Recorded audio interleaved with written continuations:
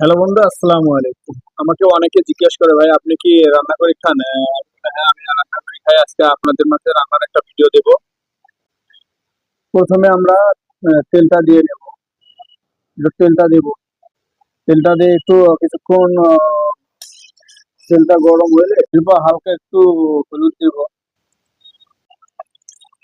এরপরে আমরা ডিমগুলোকে ভালো করে ই করে নেব, একটু ভেজে নিব, যাতে ডিমগুলো একটু ভাজা ভাজা হয়।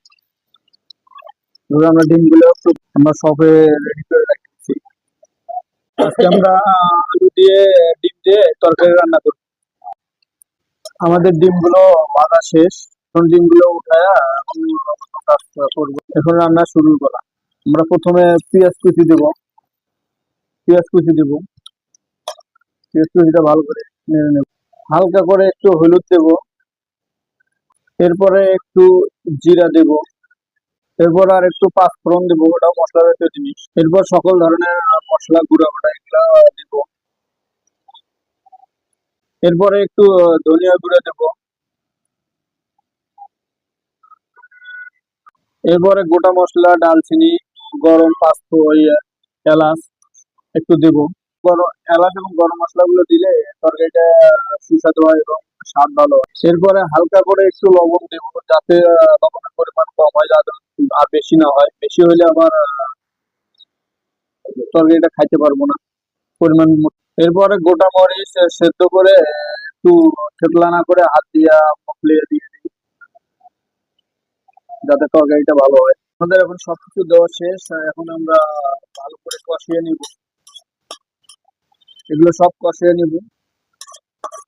কষিয়ে নিলেই তরকারিটা অনেক সুস্বাদু হইব। আমাদের এগুলো কষানো শেষ। আলুগুলো মাখানো শেষ। আমরা এখন এখানে দেব, কষানোর ভিতর ঢেলে দেবো।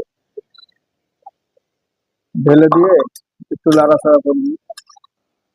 একটু লাড়াচাড়া করলে তরকারিটা যখন ভালো করে কষানো হয়ে যাবে, এরপরে আমরা এটা ঢেকে দেব। একটু কষানো হোক। জালটু বাড়তি করে দিলাম। জালটি একটু বেড়ে দিলাম, যাতে চাল চালু হয়। রান্না করাটা অনেক কঠিন এবং সহজ কাজ। যে বোঝে সে তার কাছে সহজ, আর যে বোঝে না, যে রান্না করতে পারে না, তার কাছে অনেক কঠিন।